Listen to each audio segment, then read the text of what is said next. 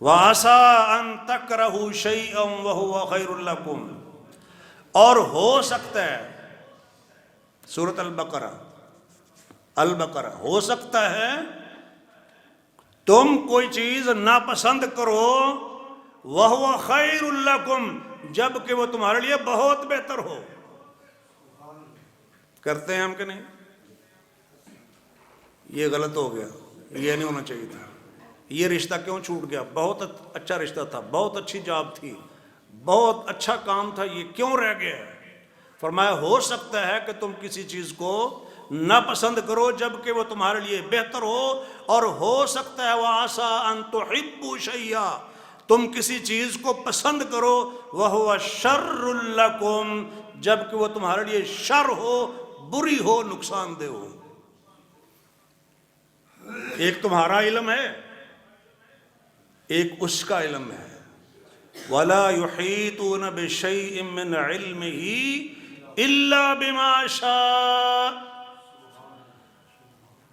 اللہ کے علم کا احاطہ نہیں کر سکتے ہیں بندے مگر جتنا وہ چاہے۔ تو تھوڑا سا اس نے دے دیا ہمیں نبیوں رسولوں کے ذریعے سے، باقی کا تو ہمیں پتہ ہی نہیں۔ اس لیے فرمایا وَاللَّهُ يَعْلَمُ وَأَنْتُمْ لَا تَعْلَمُونَ، اللہ جانتا ہے جبکہ تم نہیں جانتے ہو۔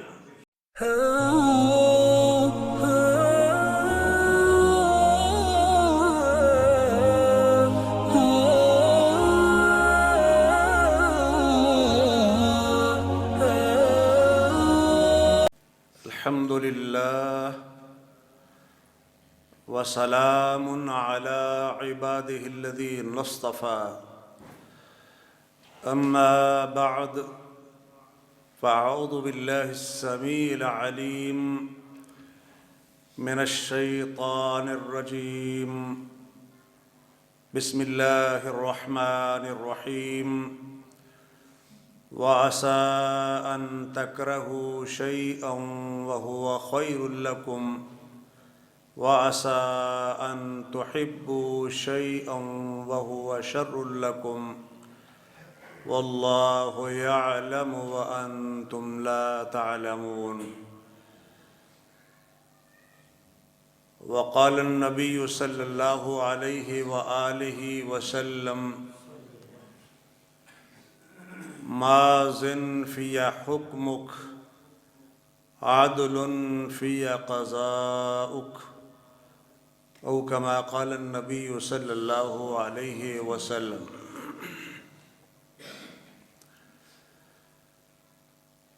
انسان پر مختلف حالات طاری ہوتے ہیں،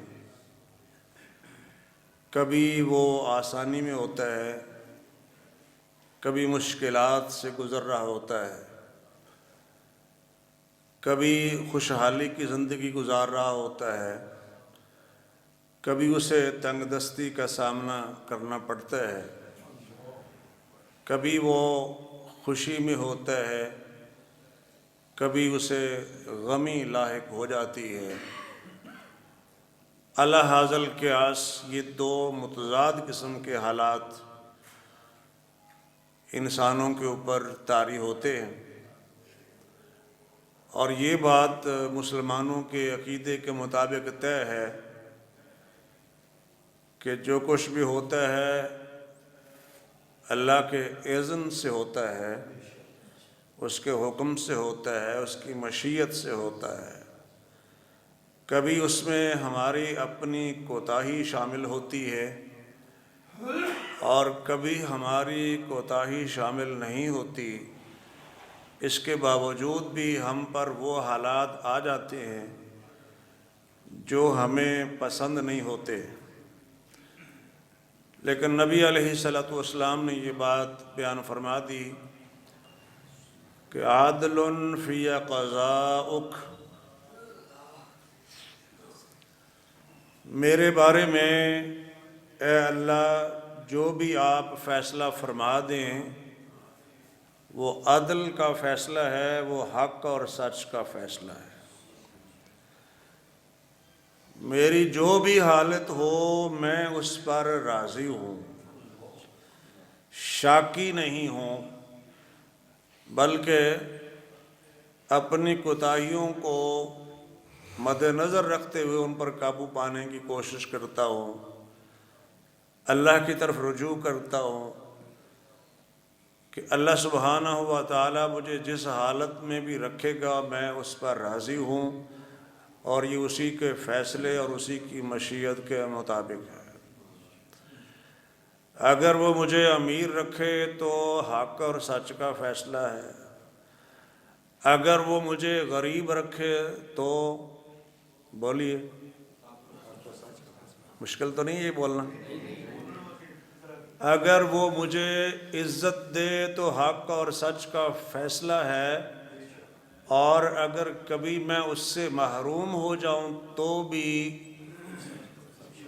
حق اور سچ کا فیصلہ ہے، اگر مجھے وہ نیک اولاد عطا فرما دے تو حق اور سچ کا فیصلہ ہے، اگر میں اولاد کی وجہ سے مشکلات سے گزر رہا ہوں تو بھی یہ اس کی مشیت ہے اور حق اور سچ کا فیصلہ ہے۔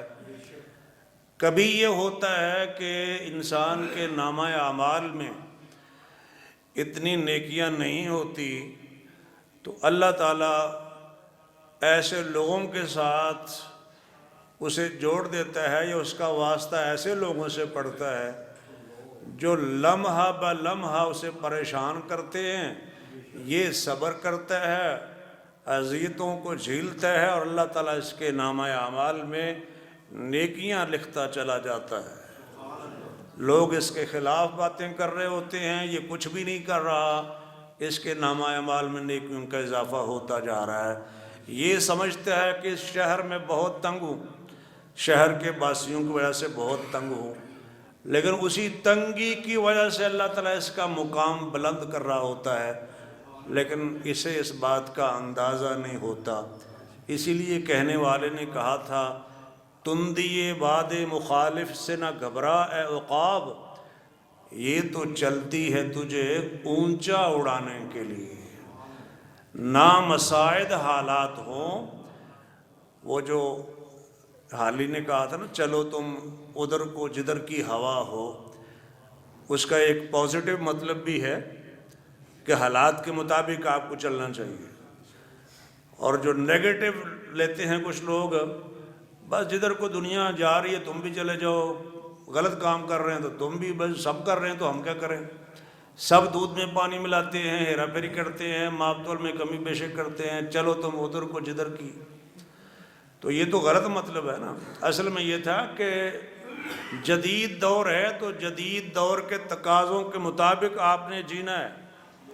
جیسے ذرائع ابلاغ بدل گئے اس زمانے میں، پیغام پہنچانے کے ذرائع بدل گئے، تو آپ بھی ذرا اپڈیٹ ہو نا، چلو تم ادھر کو جدھر کی ہوا ہو، اس لیے کہ وقت کا تقاضا یہی ہے، اسلام کی تعلیمات بھی یہی ہیں، اس لیے اجتہاد کا دروازہ کھلا ہے۔ تو خیر، سب سے پہلے تو ہم اللہ کی کتاب سے معلوم کرتے ہیں کہ وہ معاملات جو ہمیں پسند نہیں ہوتے لیکن اللہ کے حکم سے وہ ہمارے اوپر طاری ہوتے ہیں، ہمیں ان کا سامنا کرنا پڑ رہا ہوتا ہے، تو کیا کریں؟ مینار پاکستان پہ چڑھ کے چھلانگ لگا دیں پاکستان پائندہ باد، یا یہ کہ اللہ کو یہی منظور ہے؟ اور اسی لیے علماء کہتے ہیں کہ گناہ میں تقدیر کا سہارا نہیں لے سکتے، مصیبت میں تقدیر کا سہارا لینا چاہیے، جائز ہے۔ نقصان ہو گیا تقدیر کا سہارا لیں، آپ نے کسی کا نقصان کیا، آپ نے غلط کام کیا، اس پر نہیں تقدیر کا سہارا لے سکتے کہ آپ کی قسمت میں تھا کہ آپ نے میرے ہاتھوں قتل ہونا تھا یا میرے ہاتھوں تھپڑ کھانا تھا، نہیں کہہ سکتے اس میں میرا کیا قصور ہے، آپ کی قسمت میں تھا۔ تو جس کے ساتھ مس ہیپ ہوا ہے وہ تو کہے گا کہ میری قسمت میں تھا، لیکن جس نے اپنے اختیارات کو غلط استعمال کیا ہے وہ اللہ کے ہاں جواب دہ ہے۔ تو نقصان ہو گیا، بس اللہ کو یہی منظور تھا، اپلائی کیا تھا، جاب نہیں مل سکی، اللہ کو یہی منظور تھا، کسی کی سفارش چل گئی، کسی کا پیسہ چل گیا، آج کل قائد اعظم کہتے ہیں، تو آپ سمجھتے ہیں میرٹ پر تو میں تھا، دوسرے کو جاب کیوں ملی؟ بندہ پریشان ہوتا ہے کس ملک میں ہم رہ رہے ہیں، یہاں کیا ہو رہا ہے. ایک تو یہ سوچنے کا انداز ہے، دوسرا یہ ہے کہ اس میں بھی اللہ کی طرف سے کوئی بہتری ہے. ہم پتہ کیا کہتے ہیں؟ ہم کہتے ہیں اس میں بھی اللہ کی طرف سے کوئی بہتری ہوگی. ہمیں نہیں پتہ نا، اس لیے ہم ہوگی کہتے ہیں. اور اگر عقیدے کے مطابق بات کریں تو ہے، مومن ہے نا، ورنہ یہ ہوتا ہی نا. میری بھی عمر اب 50 سے اوپر ہونے والی ہے، ہو گئی ہے تقریباً، اگلا سال شروع ہو گیا ہے. میں نے ایسے ایسے حالات دیکھے ہیں کہ بندہ کہتا ہے یار یہ تو غلط ہو گیا، یہ زیادتی کی انہوں نے میرے ساتھ. بعد میں پتہ چلا کہ وہ تو اللہ کا بڑا فضل و کرم تھا، بڑا اللہ کا کرم ہوا، میں تو بچ گیا. میں نے گجرانوالہ میں آفیسر بھرتی ہونے کے لیے اپلائی کیا، ٹیسٹ دینے گیا، ڈرائنگ میں فیل ہو گیا. اب اگر میں آرمی کے اندر ہوتا، وہ بھی اچھی خدمت کر رہے ہیں، ملک کی سروس دے رہے ہیں، اصل اپنا اگر کام کر رہے ہو تو شہادت کی بات ہے. ملک و ملت کی دفاع کے لیے کام کرنا، جذبہ رکھنا شہادت کا، بڑی بات ہے، وہ بھی سروس ہے ایک. لیکن اللہ سبحانہ و تعالیٰ نے اپنے دین کا جو مجھ سے کام لیا ہے، میں سمجھتا ہوں کہ وہ نہیں ہو سکتا تھا. الحمدللہ میری 36 کتابیں ہیں جو چھپی ہوئی ہیں، 15-18 کتابیں عربی کتابیں جو میں نے ترجمہ کی ہیں وہ بھی الحمدللہ چھپی ہوئی ہیں. کئی کتابوں پر تبصرے بھی ہیں، گفتگو کرنے کا بھی موقع اللہ سبحانہ و تعالیٰ دیتے ہیں. تو پھر بندہ سوچتا ہے کہ یہ کام اس ادارے میں تو نہیں ہو سکتا تھا نا، تو اللہ نے وہاں سے ناکام کروا کے یہاں لگایا کہ یہ کام کرو. یعلمون ظاہرا من الحیات الدنیا، انسان کو ظاہری دیکھتا ہے نا، فوراً ہتھیلی پر سرسوں جمانے والی بات جو کرتے ہیں، فوری رزلٹ آئے، فوری پرافٹ آئے، فوری رزلٹ نکلے، جدھر جاؤں ناکام نہ ہوں، میں کامیابی ہوتا چلا جاؤں. اور ہمارے علماء کہتے ہیں اگر آپ کا کوئی فاسٹ فرینڈ آپ کے ساتھ فراڈ کرے، سن رہے ہیں جس کو کیا کہتے ہیں، لنگوٹیا یار، جگری دوست، وہ اگر آپ کے ساتھ کوئی چکر کر دیتا ہے تو پریشان نہ ہو آپ. دو طریقے ہیں نا، ایک تو ہے کہ اپنے آپ کو پریشان رکھیں اور کہیں بھی کسی پر اعتبار نہیں کیا جا سکتا، 15-20 سال کا اتنا لنگوٹیا یار، اور یار اس نے میرے ساتھ یہ کیا ہے تو کس پر ٹرسٹ کروں گا. راتوں کو نیند نہیں آتی، بی پی ہائی ہو رہا ہے، کبھی اس سے گلا شکوہ، کبھی اس سے، کبھی اس سے. اور دوسرا طریقہ یہ ہے جو ہمارے علماء نے بتایا کہ لتحمد اللہ، تم اللہ کا شکر ادا کرو. کسی بڑے حادثے سے پہلے اس بندے کی اصلیت آپ کے سامنے آ گئی ہے، اللہ کا بڑا فضل ہوا، اللہ کا بڑا کرم ہو گیا، اللہ کا بڑا احسان ہو گیا. جناب آپ تو کیا کہتے ہیں، شکرانے کے نفل پڑھ رہے ہیں کہ اللہ کا کرم ہو گیا، بندے کا پتہ چل گیا، ابھی تو میں نے اس سے بڑا بزنس کرنا تھا. ایک یہ طریقہ سوچنے کا، دوسرا وہ ہے اپنے آپ کو عذاب میں مبتلا رکھیں یا شکر کے کلمات کہہ کر ریلیکس رکھیں اپنے آپ کو. تو میں دوسری بات آپ سے کرنے کے لیے اس وقت آپ حضرات کے سامنے موجود ہوں، اور یہ قرآن مجید کے دلائل ہیں. ایک تو نا روزمرہ کی مثالیں، ہمارے مشاہدات جو ہم سوسائٹی میں آبزرو کرتے ہیں وہ چیزیں. ایک یہ ہے کہ اللہ کی کتاب نے اسے بیان کیا ہے. آیت سماعت کی آپ نے، وَعَسَىٰ أَن تَكْرَهُوا شَيْئًا وَهُوَ خَيْرٌ لَكُمْ، اور ہو سکتا ہے، سورۃ البقرہ، ہو سکتا ہے تم کوئی چیز ناپسند کرو، وَهُوَ خَيْرٌ لَكُمْ، جبکہ وہ تمہارے لیے بہت بہتر ہو. کرتے ہیں ہم کہ نہیں؟ یہ غلط ہو گیا، یہ نہیں ہونا چاہیے تھا. یہ رشتہ کیوں چھوٹ گیا؟ بہت اچھا رشتہ تھا، بہت اچھی جاب تھی، بہت اچھا کام تھا، یہ کیوں رہ گیا؟ فرمایا ہو سکتا ہے کہ تم کسی چیز کو ناپسند کرو جبکہ وہ تمہارے لیے بہتر ہو، اور ہو سکتا ہے وَعَسَىٰ أَن تُحِبُّوا شَيْئًا، تم کسی چیز کو پسند کرو، وَهُوَ شَرٌّ لَكُمْ، جبکہ وہ تمہارے لیے شر ہو، بری ہو، نقصان دہ ہو. ایک تمہارا علم ہے، ایک اس کا علم ہے. وَلَا يُحِيطُونَ بِشَيْءٍ مِّنْ عِلْمِهِ إِلَّا بِمَا شَاءَ. اللہ کے علم کا احاطہ نہیں کر سکتے ہیں بندے مگر جتنا وہ چاہے.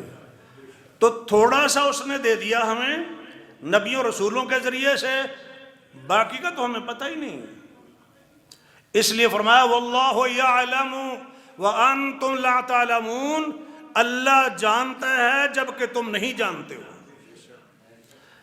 ہم کہتے ہیں جی ہم بھی جانتے ہیں، اچھی بری کی تمیز رکھتے ہیں نا، اچھے برے کی تمیز رکھتے ہیں. ہمیں پتہ ہے کہ یہ برا بندہ ہے، یہ نیک بندہ ہے، یہ کام صحیح ہے، یہ برائی کا کام ہے، یہ اچھائی کا کام ہے. ہمیں بھی تو پتہ ہے نا.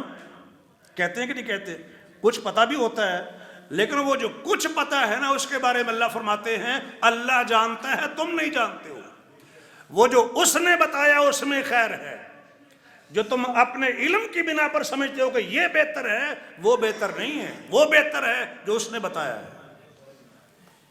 بعض دفعہ باڈی کا آپریشن ہوتا ہے، چیر پھاڑ ہوتی ہے، انسان کے اچھے کے لیے ہوتی ہے، بھلے کے لیے ہوتی ہے.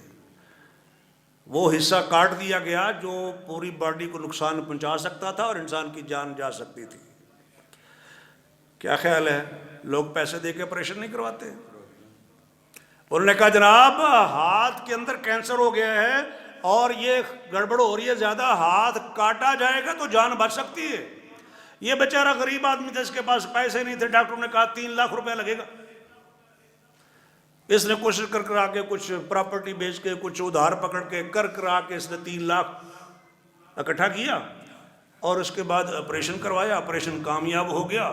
میں ذرا اپنے لفظوں میں کہہ لوں، یہ ڈاکٹر صاحب سے کہتا ہے ڈاکٹر صاحب آپ کی بڑی مہربانی، آپ کا بہت شکریہ، آپ نے میرا ہاتھ کاٹ دیا ہے. یہ الفاظ میرے ہیں، میں سمجھانے کے لیے بات عرض کر رہا ہوں. بھائی یہی بات ہے نا کہ کامیاب آپریشن آپ نے کیا ہے تو مفہوم تو اس کا یہی ہے نا، ہاتھ کٹوایا خود پیسے دے کر اور ہاتھ کٹوا کر شکریہ ادا کر رہا ہے. کیوں؟ اس لیے سمجھتا ہے کہ ہاتھ نہ کٹتا تو میں تو گیا. تو جب اللہ سبحانہ و تعالی فرماتے ہیں اس ہاتھ کو کاٹ ڈالو جو معاشرے کے اندر زہر پھیلا رہا ہو، اور جس ہاتھ سے لوگوں کے مال محفوظ نہ ہو اس ہاتھ کو کاٹ ڈالو، پھر آپ کہتے ہیں ظالمانہ سزائیں ہیں. وَالسَّارِقُ وَالسَّارِقَةُ فَاقْطَعُوا أَيْدِيَهُمَا، اللہ کی کتاب کہتی ہے چوری کرنے والا مرد ہو عورت ہو ان کے ہاتھ کاٹ ڈالو. کہتے ہیں یہ ظلم ہے، یہ سخت سزائیں ہیں. اللہ کے بندو یہ زہر پھیلا رہا تھا ہاتھ معاشرے میں، کاٹو اس کو تاکہ لوگوں کے مال محفوظ ہوں. یہ ارحم الراحمین کے فیصلے ہیں، یہ پیغمبر رحمت للعالمین کی تعلیم ہے. یہ ظلم نہیں ہے. ظلم تو یہ ہے کہ اس ہاتھ کے نہ کٹنے سے اتنا ظلم ہو رہا ہے کہ لوگوں کے مال محفوظ نہیں ہیں. اس لیے اس نے جو فرمایا اسی میں بہتری ہے. مالک نے جو حکم دیا اس لیے کہا نا واللہ یعلم وانتم لا تعلمون، وہ جانتا ہے تم نہیں جانتے ہو. اپنے علم کی بنا پر فیصلے نہ کرو. ایک اور آیت سن لیں. اللہ تعالیٰ فرماتے ہیں سورۃ النساء میں، سورۃ النساء میں کتاب اللہ کا حکم وَعَاشِرُوهُنَّ بِالْمَعْرُوفِ، اپنی بیویوں سے اچھا سلوک کیا کرو. پنجابی کے اندر نا بندیاں والا سلوک کیا کرو. معروف جس کو لوگ کہیں کہ اچھا سلوک ہے، سلیم الفطرت لوگ کہیں کہ یہ ہے جو سلوک، یہ سلوک ہونا چاہیے. معروف نیکی کا اچھائی کا عمدہ سلوک کرو اپنی بیویوں کے ساتھ، یہ حکم ہے. لیکن سوال پیدا ہوتا ہے کہ نہیں اس کی تو یہ عادت اچھی نہیں، اس کی تو فلاں عادت اچھی. ہو سکتی ہے لیکن یہ نہیں ہو سکتا کہ ساری عادتیں بری ہوں. میں بھی آپ کو حدیث بھی سناتا ہوں کیونکہ دین کی بنیاد تو کتاب اللہ ہے، سنت رسول اللہ ہے. تو کتاب اللہ کی آیات بھی آپ کو سنا رہا ہوں، احادیث بھی سنا رہا ہوں، کوئی کہانیاں نہیں ہیں. اب دیکھیں اللہ نے کیا فرمایا. اللہ تعالیٰ فرماتے ہیں فَإِن كَرِهْتُمُوهُنَّ، اور اگر تمہیں اپنی بیویاں اچھی نہ لگتی ہوں، لفظی معنی اگر تم انہیں ناپسند کرو، فَعَسَىٰ أَن تَكْرَهُوا شَيْئًا، تو ہو سکتا ہے کہ تم کوئی چیز ناپسند کرو، وَيَجْعَلَ اللَّهُ فِيهِ خَيْرًا كَثِيرًا، تو اسی میں اللہ بہت زیادہ خیر رکھ دے۔ اپنی بیویوں سے نفرت نہ کرو، ہو سکتا ہے تم کوئی چیز ناپسند کرو جبکہ اللہ اس میں بہت زیادہ خیر رکھ دے۔ ہوتا ہے نا بعض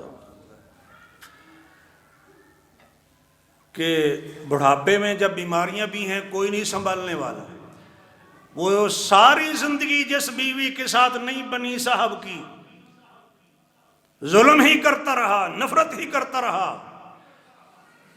لیکن جب بڑھاپے میں ہے، بیماریوں کے عالم میں ہے، کوئی اسے سنبھالنے والا نہیں ہے، اور وہی مسکین عورت جو ہے وہ اس کو سنبھال رہی ہے، اس کو میڈیسن لا کے دیتی ہے، اس کو واش روم کے اندر لے کر جاتی ہے۔ اللہ نے خیر پیدا کی کہ نہیں؟ اللہ کے لیے تو کوئی مشکل نہیں ہے کہ اسی میں سے اللہ خیر پیدا کرنے پر قادر ہے، اور خیر کثیر کا لفظ بولا ہے، یجعل اللہ فیہ خیرا کثیرا، اللہ اس میں خیر کثیر پیدا کر دے۔ ہم نے دیکھا سوسائٹی میں کہ کچھ والدین اپنے ان بچوں کو مدرسے میں داخل کرواتے ہیں جو زیادہ ذہین نہ ہوں، یا جسمانی طور پر کوئی معذوری ہو تو کہتے ہیں چلیں اس کو حافظ بنوا دیتے ہیں، مدرسے میں پڑھ لے گا، عالم دین جا رہا ہے، معذور ہے تو چلیں اس طرف آ جائے گا۔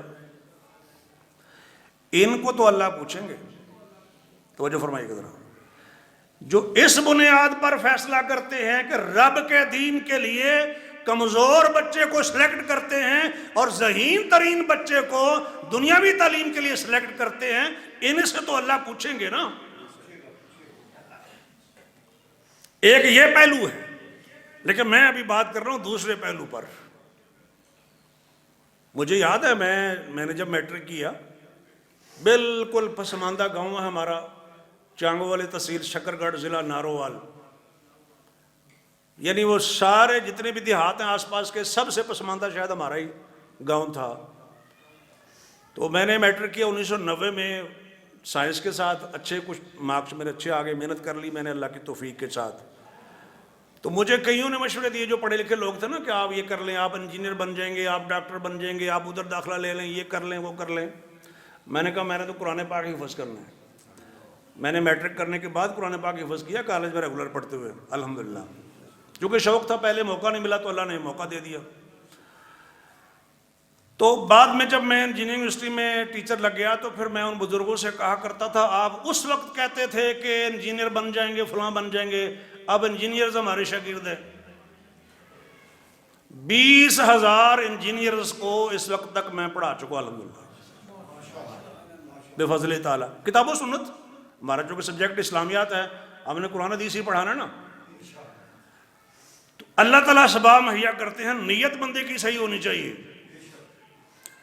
میں دعویٰ نہیں کر رہا کہ میں ذہین تھا، میں یہ نہیں کہہ رہا، مجھے کہنا بھی نہیں چاہیے، لیکن جو دنیاوی تعلیم ہے، ڈگریز وغیرہ ہیں، پی ایچ ڈی الحمدللہ میری تو سارے بھائیوں سے بڑھ کر ہے وہ تعلیم، اور باقی اس طرف نہیں آئے ہیں تو میں ہی دین کی طرف ہے۔ میرے والدین تو پڑھ تھے، انہیں تو نہیں اندازہ تھا کیا پڑھنا چاہیے، فیوچر کیا ہوتا ہے اور کس چیز کی ڈیمانڈ ہے اور کیا کیا ہو رہا ہے، اور جیسے آج کل بچے سوچتے ہیں۔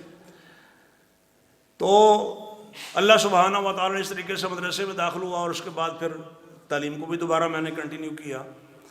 تو میں یہ کہہ رہا ہوں کہ فیصلہ کرنے والے سے تو اللہ نے پوچھنا ہے کہ کس چیز کو رب کے دین کے لیے آپ منتخب کر رہے تھے، لیکن ان معذور بچوں کو اور کم ذہین بچوں کو گھبرانا نہیں چاہیے، کند ذہن ہونے پر اللہ کا شکر ادا کرنا چاہیے، معذور ہونے پر اللہ کا شکر ادا کرنا چاہیے کہ یہ معذور تھے، کند ذہن تھے، کند ذہن ہونے کی وجہ سے اور معذور ہونے کی وجہ سے انہوں نے رب کا دین پڑھ لیا، ورنہ ان کے ابا جی نے کہاں داخل کروانا تھا مدرسے میں۔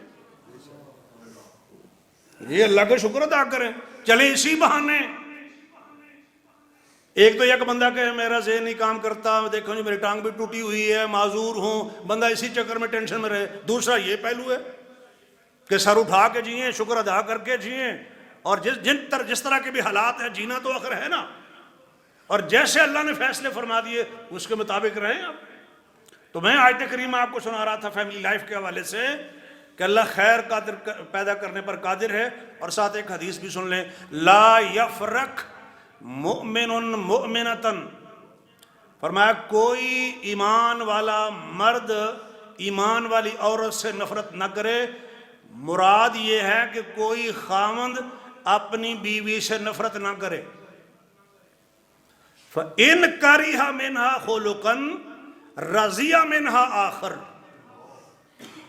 اگر اسے اس کی کوئی عادت ناپسند ہے تو کوئی ایسی عادت بھی تو ہوگی نا جو پسند ہے۔ مطلب یہ ہے کہ ایسی عادتیں اس عورت میں بیوی میں پائی جاتی ہیں جو آپ کو پسند نہیں ہیں، اس کے باوجود کہا جا رہا ہے کہ خاوند کے لیے جائز نہیں ہے کہ اپنی بیوی سے نفرت کرے۔ بھئی سن رہے ہیں کہ نہیں؟ اب آپ سن رہے ہیں نا؟ یہ ابھی میں نے حدیث کا ترجمہ آپ کو سنا ہے کہ اللہ کے رسول نے فرمایا کہ کوئی خاوند اپنی بیوی سے نفرت نہ کرے، جائز ہی نہیں ہے۔ کچھ بری عادات بھی ہوں تو بھی جائز نہیں ہے، کیونکہ ہمارے پاس سب سے بڑی دلیل تو یہی ہوتی ہے نا، وہ یہ کرتی ہے وہ یہ کرتی ہے، دیکھو اسے سلیقہ نہیں آتا، اسے کھانا پکانا نہیں آتا، اسے بچوں کو سنبھالنا نہیں آتا، اسے بات کرنے کا سلیقہ نہیں آتا، اسے فلاں طریقہ نہیں آتا، اس طرح کی دلیلیں ہیں نا ہمارے پاس، تو وہ ایڈریس کی ہیں محمد رسول اللہ صلی اللہ علیہ وسلم نے۔ فَإِنْ كَرِهَ مِنْهَا خُلُقًا، اگر اسے اس کی عادت ناپسند بھی ہے تو وہ عادت دیکھیں جو اچھی ہے۔ یہ کئی ہمارے احباب جو ہیں وہ غلط فہمی کا شکار ہوتے ہیں کہ شاید کام چل جاتا ہے۔ میں بھی ویسے پچھلے چند ماہ سے بیگم صاحبہ کو فالج کا اٹیک ہو گیا تھا، 3 مہینے بڑی مشکل سے گزارے، تو اندازہ ہوتا ہے کہ بچوں کو سنبھالنا اور کھانا اور باقی چیزیں، کہ جہاں بہت سے کاموں سے آپ بے نیاز ہوتے ہیں۔ 3 بیٹی ہیں، تینوں مل کے وہ کوشش کرتی ہیں کھانا بنا لیں، اس طریقے سے وقتہ پڑا ہوا ہے۔ اور پہلے یہی لگتا تھا، ہمارے ابا جی بھی رحمت اللہ علیہ تشریف لاتے تھے، کہتے ہیں وہ بیٹی تو کی کہتے پنجابی جو ویلی ہوندی اتنے کیڑا کام ہے، 7 کوارٹر ہے نا، 7 کوارٹر ہے، وہ بچی آتی ہے، وہ صفائی بھی کر جاتی ہے، برتن بھی دھو جاتی ہے، کپڑے بھی دھو جاتی ہے، استری بھی کر جاتی ہے، تو وہ تو فارغ ہی ہوتی ہوں گی نا، لیکن وہ 3-4 کام الگ کر کے بھی پتہ چلتا کہ کتنے کام ہوتے ہیں۔ میں آپ کو بتانے کی یہ کوشش کر رہا ہوں کہ رضیہ منہا آخر، کچھ آتے ہیں اگر صحیح نہیں بھی ہیں، غلط ہیں، آپ کو پسند نہیں بھی ہیں، تو پسند والی بھی تو ہے نا، وہ آپ کی محسنہ ہیں، اتنے سارے کام آپ کے کر رہی ہیں وہ۔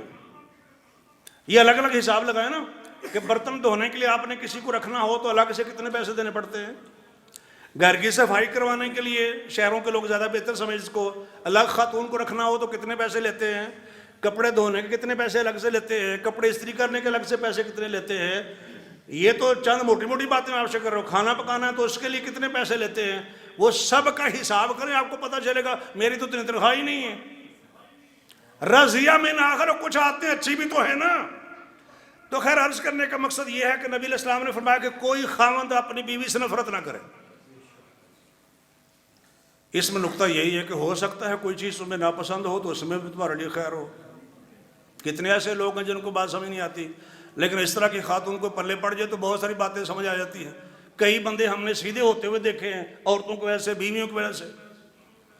جلیبیب کا واقعہ تو آپ نے سنا ہوگا نا، جلیبیب رضی اللہ تعالیٰ عنہ، نبی علیہ السلام نے ایک انصاری صحابی سے کہا تھا اپنی بیٹی کا رشتہ مجھے دے دو، انہوں نے کہا یہ تمہاری آنکھوں کا سرور ہے، کیا ہی بات ہے، یہ تو بڑا اللہ کا کرم ہے، فضل ہے۔ فرمایا نہیں، میں اپنے لیے رشتہ نہیں مانگ رہا۔ فرمایا کس کے لیے مانگ رہے ہیں؟ فرمایا جلیبیب کے لیے۔ کہا میں اپنی بیوی سے پہلے مشورہ کر لوں۔ جلیبیب ذرا سادہ شکل کے تھے، بد شکل تو نہیں کہہ سکتے نا، علی وجہی دمامت، سادگی تھی چہرے پر، وہ جس کو آپ حسن یا خوبصورتی کا نام دیتے ہیں دور دور تک نہیں تھی۔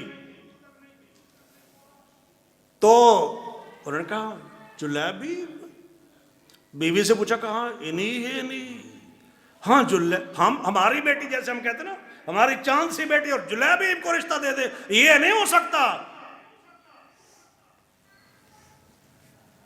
تو وہ اپنی بیوی سے مشورہ کر کے اٹھا کہ نبی پاک سے عرض کرتا ہوں کہ میری بیوی نہیں مانتی، میری بیوی اس رشتے کو قبول نہیں کرتی۔ تو بیٹی نے کہا یہ رشتہ کس نے آپ کے پاس بھیجا ہے؟ کہتے ہیں اللہ کے رسول نے۔ تو بیٹی کہتی ہے کیا اللہ کے رسول کا حکم تم ریجیکٹ کرو گے؟ اتردون علی رسول اللہ امرہ، نبی کی بات مسترد کرو گے؟ تمہیں منظور نہیں ہے رشتہ، لیکن مجھے منظور ہے، چونکہ یہ رشتہ اللہ کے رسول نے بھیجا ہے۔ وہ رشتہ جو کسی کو بھی پسند نہیں تھا، اس فیملی کو بھی پسند نہیں تھا، چونکہ والدین تو چاہتے ہیں بہتر سے بہتر رشتہ ہے، اور اس وجہ سے کئی رشتے بھی نہیں ہو پاتے، بعد میں کہتے ہیں کہ چلیں گزارا ہو جائے، پھر وہ بھی نہیں ہوتا۔ بس ساری چیزیں پرفیکٹ تو نہیں ہوتی نا، اپنے آپ کو بھی دیکھنا چاہیے۔ خیر وہاں یہ معاملہ ہوا کہ وہ رشتہ ہو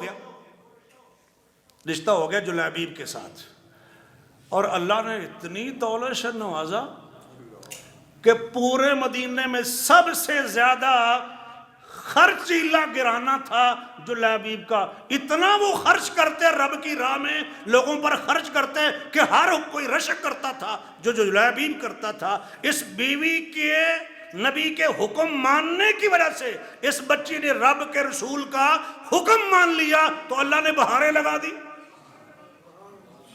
ہو سکتا ہے تم کوئی چیز ناپسند کرو، لیکن اللہ اس میں خیر پیدا کر دے۔ اور یہ بھی کہا کہ اللہ جانتا ہے تم نہیں جانتے ہو، اور ایک ٹائم وہ بھی آیا، وہ الگ تفصیل ہے۔ ایسے میں نے مثال دینے کے لیے عرض کیا تھا، ایک وقت آیا کہ جلیبیب شہید ہو گئے۔ یہ صحیح مسلم کی حدیث ہے، جلیبیب شہید ہو گئے۔ نبی پاک علیہ السلام نے تلاش کروایا کہ جلیبیب کو دیکھو، تو 7 کافر مرے پڑے تھے اور جلیبیب کی لاش بھی وہیں پڑی تھی۔ وہ کیا تفصیل تھی کہ حضرت جلیبیب نے، اس بہادر سادہ شکل کے مجاہد نے 7 کافروں کو جہنم واصل کیا تھا، اور پھر باقی کافروں نے حضرت جلیبیب کو بھی شہید کر دیا تھا۔ وہ 7 کافر بھی مرے پڑے ہیں اور یہ شہید کی لاش بھی پڑی ہوئی۔ نبی علیہ السلام نے منگوایا ان کو اور یوں اپنے ہاتھوں پہ رکھا، میری طرف دیکھیں ایسے۔ میں جب یہ حدیث پڑھ رہا تھا تو ذہن میں آیا کاش وہ ہم ہوتے، نبی کے مبارک ہاتھوں پر ہوتے، اور جیسے جلیبیب سے فرمایا کہ جلیب میرا ہے اور میں جلیبیب کا ہوں۔ تو اسی ایک کی حدیث سنی ہونی ہے نا، حسین منی وانا من حسین، وہ بھی حدیث ہے، حسین میرا ہے اور میں حسین کا ہوں۔ لیکن یہاں بھی جلیب میرا ہے اور میں جلیبیب کا ہوں۔ اشعری قبیلے کے لوگ جب ان میں کھانا کم پڑ جاتا تھا، کسی کے پاس زیادہ ہوتا کسی کے پاس کم ہوتا، وہ سارا کھانا اناج ایک جگہ پر اکٹھا کرتے، جمع کرتے، ایک ڈھیر بن جاتا اور پھر برابر برابر سب میں تقسیم کر دیتے تھے۔ اشعری قبیلے کے لوگ، نبی پاک نے فرمایا میں ان کا ہوں اور وہ میرے ہیں، میں ان کا ہوں اور وہ میرے ہیں۔ سبحان اللہ، کیا کمال ہے۔ تو خیر اللہ کے فیصلوں پر راضی رہنا چاہیے، اسی میں خیر ہے۔ آپ نے سنا ہوگا واقعہ حضرت سارہ کا رضی اللہ عنہا۔ حضرت ابراہیم علیہ السلام مصر میں گئے، وہاں ظالم بادشاہ تھا، اور اسے جس جوڑے کے بارے میں پتہ چلتا تو مرد کو قتل کرواتا تھا، بیوی پر قبضہ کر لیتا تھا۔ حضرت ابراہیم علیہ السلام کو بلا کے پوچھتا ہے یہ آپ کے ساتھ کون ہے؟ فرمایا میری بہن ہے، صحیح بخاری کی روایت ہے۔ حدیث میں نے کہ حضرت ابراہیم علیہ السلام نے ساری زندگی 3 باتیں ایسی کی ہیں جو خلاف حقیقت ہیں، ساری زندگی صرف 3، اور وہ بھی 2 اللہ کے لیے اور 1 اپنی ذات کے لیے۔ ستارہ دیکھا، کہا میں بیمار ہوں، قرآن میں ہے فَنَظَرَ نَظْرَةً فِي النُّجُومِ، اور کیا کہا انی سقیم، میں بیمار ہوں، بیمار نہیں تھے لیکن کہا میں بیمار ہوں۔ ان کے بت توڑ دیے. انہوں نے پوچھا کس نے کیا ہے؟ فرمایا ان کے بڑے نے کیا ہے. خود توڑے تھے فجعلہم جذاذا، لیکن کہا کہ ان کے بڑے نے توڑ، چونکہ مقصد یہ تھا کہ ان کو سمجھایا جائے. اور تیسرا یہ واقعہ تھا جو خلاف حقیقت، کہ وہ ان کی بیوی تھی لیکن کہا بہن ہے، اور وہ اس وجہ سے کہا کہ ہم دو ہی تو مومن ہیں یہاں پر. انت اختی فی الاسلام، آپ اسلام میں میری بہن ہیں. اسلامی رشتے میں جیسے مومن کا بھائی ہوتا ہے نا، انما المؤمنون اخوہ. اور بیوی سے بھی کہہ دیا کہ میں اس طریقے سے سٹیٹمنٹ دے کے آیا ہوں تو مجھے اب جھٹلانا نہیں ہے، اسی حساب سے آپ نے بھی بات کرنی ہے. خیر بادشاہ تھا، بادشاہوں کی نظر بڑی تیز ہوتی، اسے شاید کوئی ڈاؤٹ ہوا یا کیا معاملہ تھا. اس نے پھر بھی دسترازی کی کوشش کی، دسترازی کی کوشش کی. حضرت سارہ نے اللہ سے دعا مانگی، اللہ آپ جانتے ہیں کہ میں آپ پر ایمان لاتی ہوں، آپ کے نبی یعنی حضرت ابراہیم پر ایمان رکھتی ہوں، اور میں نے ساری زندگی اپنی عزت کی حفاظت کی ہے. وَأَحْسَنْتُ فَرْجِي إِلَّا عَلَىٰ زَوْجِي، ساری زندگی اپنی ناموس کی عزت کی حفاظت کی ہے. فَلَا تُسَلِّطْ عَلَيَّ الْكَافِرِ، اللہ اس کافر کو میرے اوپر مسلط نہ کرنا. اس کافر کے بادشاہ کے ہاتھ کانپنا شروع ہو گئے، پیر زمین میں گڑنا شروع ہو گئے. معافی مانگتا ہے. حضرت سارہ بھی گھبرا گئیں کہ یہ بادشاہ مر گیا تو میرے کھاتے میں قتل پڑ جائے گا، کہیں میرے کھاتے میں نہ پڑ جائے تو اللہ اس کو بچا لینا. پھر اس نے دوبارہ حرکت کی، تیسری بار سخت پکڑ ہوئی، پھر اس نے پکی معافی مانگ لی. اور پھر اس نے اپنی بیٹی ولیدہ، ولید کہتے ہیں بیٹے کو، ولیدہ کہتے ہیں بیٹی کو، لڑکی کو. وہ لونڈی نہیں تھی، ولیدہ وہ پرنسس تھی، پرنسس شہزادی، حضرت اسماعیل علیہ السلام کی والدہ جو بنی، کیونکہ یہودی کہتے ہیں لونڈی کا بیٹا تھا حضرت اسماعیل. تو اس کا جواب بھی تیرا گہری بات ہے، لیکن بات آئی تو میں نے یہاں عرض کر دی، چونکہ ظاہر ریکارڈنگ بھی ہو رہی ہے، اور بھی کئی پڑھے لکھے لوگ ہوں گے جو بات کو سنیں گے. وہ شہزادی تھی، اپنی بیٹی دے دی خدمت کے لیے کہ اس گھر میں اس بیٹی کی پرورش ہوگی، اور بعد میں حضرت ابراہیم کے حرم میں آئیں گی. اور پھر وہ حرم میں آئیں اور ان سے پیدا ہوئے حضرت اسماعیل علیہ السلام. یہ تھوڑا سا نقشہ کھینچے کہ دست درازی کی کوشش بادشاہ کر رہا ہے، ادھر ابراہیم علیہ السلام عبادت کر رہے ہیں، اللہ کے حضور کھڑے ہیں، دعا مانگ رہے ہیں، اور وہ بھی اللہ سے التجا اور دعا کر رہی ہیں. کیا کیفیت ہے؟ جس کے ہاں عزت کی کوئی قیمت ہوتی ہے اس سے پوچھئے کہ خدا نخواستہ کبھی ایسا معاملہ ہو جائے تو کتنی ٹینشن کی بات ہوتی ہے.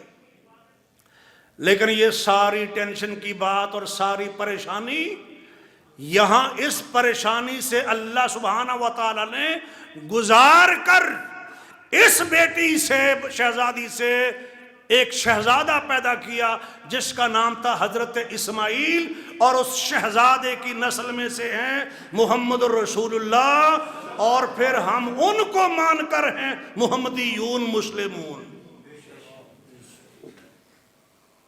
ہو سکتا ہے تم کوئی چیز ناپسند کرو جبکہ وہ تمہارے لیے بہتر ہو. اللہ نے اس پریشانی سے گزار کر حضرت اسماعیل علیہ السلام کو پیدا کیا.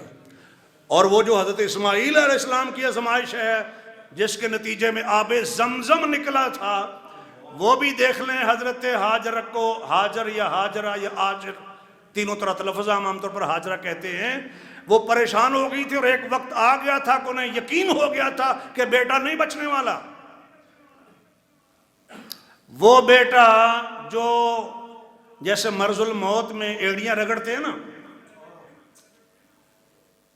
یتلبت، وہ اکٹھا ہوتا ہے، یتلوا، تکلیف کی وجہ سے، بھوک اور پیاس کی وجہ سے سیدنا اسماعیل وہ اپنے آپ کو سکیڑ رہے تھے جیسے آخری وقت ہے. اور اس وقت مشکل حالات ہے نا، اور کبھی ادھر جاتی ہیں، کبھی ادھر جاتی ہیں، کبھی صفا پہ جاتی ہیں، کبھی مروہ پہ جاتی ہیں. بیٹا نظروں سے غائب ہوتا ہے تو بھاگنا شروع کر دیتی ہیں. جہاں آج سبز ٹیوبیں لگی ہوئی ہیں اور حاجیوں کے لیے سنت بن گئی کہ وہاں سے گزرو تو تیزی سے گزرو، چونکہ حضرت ہاجرہ کی سنت ہے کہ وہ یہاں سے تیزی سے گزرتی تھی. ایک وہ مشکل وقت، اور یہ بچہ بچا، اور ادھر سے جبریل نے آواز دی کہ اللہ اپنے بندوں کو ضائع نہیں کرتا، اللہ اپنے بندوں کو ضائع نہیں کرتا۔ کڑے سے کڑا وقت بھی کیوں نہ آ جائے، آپ سوچ لیں کہ اللہ اپنے بندوں کو ضائع نہیں کرتا۔ آپ نے مایوس نہیں ہونا، لا تقنطوا من رحمت اللہ، اللہ کی رحمت سے مایوس نہیں ہونا، اللہ اس میں بھی خیر پیدا کرنے پر قادر ہے۔ یہ واقعہ تو شاید کم لوگوں نے سنا ہوگا، لیکن وہ واقعہ اکثر لوگوں نے سنا ہے جو 15ویں پارے کے آخر میں ہے، 16ویں پارے کے شروع میں ہے، حضرت خضر علیہ السلام کا واقعہ۔ خضر علیہ السلام کا واقعہ ہے نا قرآن میں۔ میں یہاں واقعہ نہیں سنانا چاہتا آپ کو، جو بات آپ کو سمجھانا چاہتا ہوں، آپ کی گوش گزار کرنا چاہتا ہوں، اس پر ذرا توجہ کیجیے۔ حضرت خضر علیہ السلام اور موسیٰ علیہ السلام کشتی پہ بیٹھے تھے نا، کشتی پہ بیٹھے، انہوں نے کہا بزرگ آدمی ہے، پہچان لیا، کرایہ نہیں لیا۔ انہوں نے، حضرت خضر علیہ السلام نے کشتی کا پھٹا توڑ دیا۔ ذرا غور کیجیے گا، ایک وہ آدمی جس نے آپ سے کرایہ بھی نہیں لیا، مفت میں بٹھا لیا ہے، آپ کے ساتھ نیکی کی ہے، اس نے سلوک کی ہے، اور آپ نے جاتے ہوئے ان کا اتنا نقصان کر دیا ہے۔ یہ یوں سمجھیں جیسے یہ شاہین چوک ہے، شاہین چوک میں کوئی بزرگ کھڑا تھا، اس نے کسی کار والے کو ہاتھ دیا، رات کے 2 بجے تھے، بزرگ آدمی ہیں، انہوں نے ان کو بٹھا لیا، گاڑی کوئی نہیں مل رہی، گجرانوالہ جانا ہے۔ گجرانوالہ جناب جا کر اس بزرگ کو اس نیک آدمی نے اتارا، نیک آدمی ہوگا نا، سفر میں کچھ نہیں کہا، احسان بھی کیا۔ تو بزرگوں نے جب اترے نیچے تو انہوں نے زور سے ٹھڈا مارا گاڑی کے دروازے کو اور دروازہ توڑ دیا۔ کیا رد عمل ہونا چاہیے؟ مثال دے رہا ہوں، یا آپ کے ساتھ اس طرح کا کوئی معاملہ کبھی کوئی کر جائے یا کر گیا ہو تو آپ کا کیا رد عمل تھا یا کیا رد عمل ہوتا ہے اس معاشرے میں لوگوں کا؟ میں بھی یہاں کا رہنے والا ہوں، اسی معاشرے کا فرد ہوں۔ کیا کرتے ہیں لوگ؟ کیوں جی یہ کر کے جائے کہاں اب؟ اور بڑا نیک آدمی ہوگا نا، وہ کم از کم یہ کہے گا بابا جی یہ کیا کیا آپ نے، میرا کیا قصور ہے؟ ویسے تو بدتمیز ہوتے ہیں زیادہ تر، لیکن یہ کہ بڑا کوئی اچھے گرانے کا ہوگا تو کم از کم یہ تو پوچھنے کی کوشش کرے گا نا، بزرگو یہ تو آپ کو نہیں کرنا چاہیے تھا، میرا اتنا نقصان کر دیا آپ نے۔ لیکن ادھر کیا ہوا ہے؟ ادھر تو کشتی کا پھٹا توڑ دیا گیا۔ کبھی کبھی پھٹوں کا ٹوٹنا بہتر ہوتا ہے، دھیان کیجئے گا۔ باقی چیزیں تو آپ سنتے رہتے ہیں، لیکن خطیب کی زبان سے جو بات آپ سمجھنا چاہیں گے میں وہ عرض کر رہا ہوں۔ اگر کشتی کا پھٹا نہ ٹوٹتا، ساری کشتی گئی تھی۔ آگے ایک بادشاہ تھا جو ہر صحیح سلامت کشتی پر غاصبانہ قبضہ کر لیتا تھا۔ کان وراءہ ملک یأخذ کل سفینۃ غصبا۔ تو انہوں نے اللہ کے دیے ہوئے علم کے مطابق ان کی کشتی کا پھٹا توڑ دیا تاکہ ان مسکینوں کا، غریبوں کا روزگار بچ جائے۔ تھوڑا سا نقصان ہوگا، کشتی ریپیئر کروا لیں گے، روزگار چلتا رہے گا۔ دوسری شکل یہ تھی کہ سارا روزگار گیا۔ تو پھٹا ٹوٹنے پر اللہ کا شکر ادا کرنا، الحمدللہ اللہ کا شکر ہے کہ پھٹا ٹوٹ گیا ہے۔ باقی مثالیں بھی اگر جو باقی بچے کے قتل کی ہو وہ بھی ہیں، لیکن میں صرف ایک ہی عرض کر رہا ہوں تاکہ بات آپ کو سمجھ آ جائے۔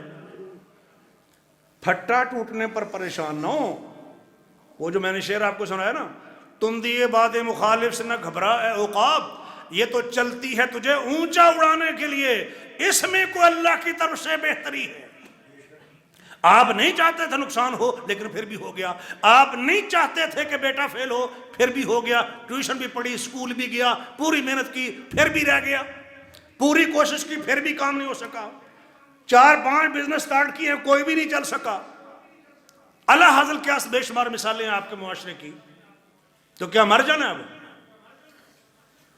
جینا تو پھر بھی ہے نا۔ ہمارے ایک دوست تھے، گجرانوالہ میں ان کی فیکٹری تھی، زبردست انکم تھی، پھر ان پر جادو ہو گیا. جادو کا اثر ہو جاتا ہے. جادو کا اثر تب ہوتا ہے جب اللہ کی طرف سے منظوری ہو جائے. اللہ نہ چاہے تو جادو کا اثر نہیں ہو سکتا. پوری دنیا بھی زور لگا لے، اللہ اگر آزمائش میں مبتلا نہیں کرنا چاہتا جادو کا اثر نہیں ہو سکتا. اور اللہ چاہے تو پیغمبر پر بھی ہو جاتا ہے. صحیح بخاری. اب وہ جادو کی وجہ سے مسائل ہوئے، کاروبار ڈسٹرب ہوا، فیکٹری سیل ہو گئی. پہلے گجرانوالہ چلے گئے ڈسکا سے، اس کے بعد پھر لاہور چلے گئے، میرے پیچھے جمعہ پڑھتے رہے کافی عرصے تک، اور درمیان میں یہ سارا فیز گزرا اور یہاں سے وہ نکل گئے. اور اس کے بعد دوبارہ پھر اللہ تعالیٰ نے دولت دے دی، کاروبار بھی ٹھیک چل پڑا، اور بیٹا بھی ایک سعودی عربیہ میں ہوتا ہے، اچھی انکم ہے. اور الحمدللہ درمیان میں اللہ سبحانہ و تعالیٰ نے دولت واپس لے کر خیر کا پہلو پیدا کیا، اس لیے کہ وہ جٹ برادری کے آدمی تھے، جٹ کے طبیعت کے آدمی تھے. میرے سامنے انہوں نے فائرنگ کی ہوئی ہے. میں پہلے وہاں خطیب تھا، جذباتی آدمی تھے، کسی کے ایسی تیسی، یہ فراڈیے 2 نمبر قسم کے آدمی، بے ایمان قسم کے لوگ جو ہیں، ان کی کیا مجال ہے کہ ان کے آگے ٹھہرے. تو میرا یہ خیال ہے کہ اگر وہ وہاں رہتے، فیکٹری چلتی رہتی، انہوں نے 2-4 بندے مار دینے تھے اور دنیا بھی خراب کرنی تھی، آخرت بھی برباد. لیکن اللہ نے فیکٹری واپس لے کر قتل ناحق سے بھی بچایا اور دولت پھر دے دی. اللہ جانتا ہے، تم نہیں جانتے ہو سکتا ہے تم کوئی چیز ناپسند کرو جبکہ وہ تمہارے لیے بہتر ہو. روزمرہ کے مسائل بھی، مثالیں بھی، اور کتاب و سنت کے دلائل بھی. یہ واقعہ ایک وقت سنا ہوگا آپ نے، سورۃ النور، کتاب اللہ کا فیصلہ. حضرت عائشہ رضی اللہ تعالیٰ عنہ پر منافقین نے الزام لگایا تھا. منافقین کی تردید میں اور حضرت عائشہ رضی اللہ تعالیٰ عنہ ام المومنین کی پاک دامنی میں اللہ نے سورۃ النور کی 18ویں پارے میں 16 آیتیں نازل فرمائی تھی، اور آغاز کیا تھا ان الذین جاؤوا بالافک عصبۃ منکم لا تحسبوہ شرا لکم بل هو خیر لکم. جن لوگوں نے یہ الزام تراشی کی ہے، یہ بہتان باندھ لائے ہیں، تم ہی میں سے ایک جماعت ہے. یعنی وہ کلمہ پڑھتے تھے، منافقین تھے، تو وہ منافقین قانونی طور پر مسلمان ہی شمار ہوتے ہیں. فرمایا تم ہی میں سے ایک طاقتور جماعت ہے، اس کو اپنے بارے میں برا نہ سمجھو بلکہ تمہارے لیے بہت بہتر ہے. اب ایک شکل تو یہ ہے کہ پورا مہینہ نبی پاک پریشان رہے، سارے مومنین پریشان رہے، حضرت عائشہ رضی اللہ تعالیٰ پریشان ہیں، ان کے والدین پریشان ہیں، سارے مومنین پورا مہینہ ٹینشن کے اندر ہیں. لیکن اللہ نے جب آیت نازل فرمائی تو فرمایا اس کو اپنے بارے میں برا نہ سمجھو. نبی علیہ السلام بھی پریشان، نبی کے گھر والے بھی پریشان، نبی کے ماننے والے بھی پریشان، حضرت عائشہ رضی اللہ عنہا کے والدین حضرت ابو بکر اور ام رومان بھی پریشان. یہ سب لوگ پریشان تھے، اس لیے کہ اسلام پر آنچ آتی تھی، اسلام پر حرف آتا تھا. نبی کی ذات پر اٹیک آئے گا تو نبی کے گھر سے دین دیا جا رہا، دین کی تعلیم آ رہی ہے، اگر وہ گھر غیر معتبر ہو گیا، وہ گھر اگر غیر معتبر ہو گیا تو ان کی تعلیم بھی غیر معتبر ہو جائے گی. اس لیے لوگ مولویوں پر اٹیک کرتے ہیں. نہیں سمجھ آئی کہ لوگ مولویوں کو ڈراموں میں برا کردار کیوں دیتے ہیں؟ مولوی چھڈو جی، مولوی نے انہاں دی کڑیاں گلاں نے، مولوی انج تے مولوی اونج، یہ کیوں اٹیک کردے نے؟ جنہاں نے نبی پاک کو دین لے کے اگے پہنچایا انہاں تے لوگ کیوں اٹیک کردے نے؟ مومناں تے کیوں اٹیک کردے نے؟ انہاں نو پتہ ہے انہاں دے ذریعے تے دین اگے آیا ہے، اور ایک غیر معتبر ہو گئے تے دین بھی، بھئی میرا اعتبار ختم ہو گیا تو میری گل دا اعتبار کتھوں رہے گا؟ میں کہ 4 جملے تو پنجابی جی سنائی دی. ویسے گاؤں میں پنجابی میں تقریر کرتا ہوں جب اپنے گاؤں میں جاتا ہوں. توجہ فرمائیے جی، کیا عرض کر رہا ہوں؟ نبی علیہ السلام پریشان، حضرت ابو بکر پریشان، حضرت عائشہ پریشان، حضرت ام رومان حضرت عائشہ کی والدہ پریشان، رضی اللہ عنہم اجمعین سارے مومنین پریشان. الزام لگا ہے اور الزام لگانے والوں کے پاس ثبوت کوئی نہیں ہے، ثبوت کوئی نہیں. جب اللہ نے آیت نازل فرمائی تو اللہ نے فرمایا اس میں تمہارے لیے خیر ہے. کیا خیر ہے؟ آپ پڑھیں مختصر سیرت رسول محمد بن عبد الوہاب کی، اور کتابیں بھی ہیں، انہوں نے کوئی 60-65 کے قریب نقطے بیان کیے اس واقعہ افق کی روشنی میں. میں 4-5 کا اشارہ کرتا ہوں. اللہ نے فرمایا برا نہ سمجھو، یہ تمہارے لیے بہتر ہے. کیا بہتری ہے؟ جن کا نفاق چھپا ہوا تھا، اس واقعے کی وجہ سے اللہ نے ان کے نفاق کو بھی بے نقاب کر دیا. جو چھپے ہوئے منافق تھے نا، وہ بھی اللہ نے کھول دیے. جن کا مومنوں کو پتہ نہیں تھا، دشمنوں کو پتہ چل جائے تو سنبھلنا آسان ہوتا ہے. تیر کدھر سے آ رہے ہیں اگر یہ پتہ چل جائے تو بندہ اپنا ڈیفینس کر سکتا ہے، اور پتہ ہی نہ چلے کہ وار کدھر سے آ رہا ہے تو سیلف ڈیفینس کیسے کرے گا؟ اللہ نے ان کو بے نقاب کیا جن کا نفاق چھپا ہوا تھا. اور تا قیامت اللہ نے حضرت ابوبکر کے خاندان کی عظمت کو رہتی دنیا میں قرآن کے اندر بیان کر دیا، اور آئندہ کے لیے بتا دیا جو ایسی بات کرے 4 گواہ اس کے پاس نہ ہو وہ اللہ کے قانون کے مطابق جھوٹا ہے. معاشرتی اصلاحات بیان کر دی. حضرت عائشہ نے یہی کہا تھا نا کہ میں نہیں سمجھتی تھی، ہاں یہ تو سمجھتی تھی کہ بے گناہ ہوں. اللہ اپنے پیغمبر کو کوئی اشارہ کر دیں گے، کوئی خواب میں بتا دیں گے کہ حضرت عائشہ بے گناہ ہیں، لیکن میں اپنے آپ کو اس قابل، مومن ایسے ہوتے ہیں، اتنی عاجزی ان میں ہوتی ہے، میں اپنے آپ کو اس قابل کہاں سمجھتی تھی کہ میرے بارے میں رب کا قرآن اتارا جائے گا. جب قرآن اترا تو آیت نمبر 26 میں سورۃ النور میں فرمایا اولئک مبرؤون مما یقولون، جو کچھ لوگ بکواس کرتے ہیں، اور یہ ترجمہ ہمارے ٹرانسلیٹرز نے کیا ہے چونکہ تھی بکواس، جو کچھ لوگ بکواس کرتے ہیں یہ لوگ ان سے پاک ہیں، ان کے لیے بخشش ہے اور عزت کا رزق ہے. رب نے کتاب اللہ میں جنت کی گارنٹی بھی دے دی اور مغفرت کا پروانہ بھی جاری کر دیا اس الزام کے نتیجے میں. لا تحسبوہ شرا لکم، اسے اپنے بارے میں برا خیال نہ کرو. ایک اور مثال دے دوں کیونکہ ہم تو قرآن کی اشارہ کرتے ہیں. غزوہ بدر میں آپ کو پتہ ہے 2 گروہ تھے.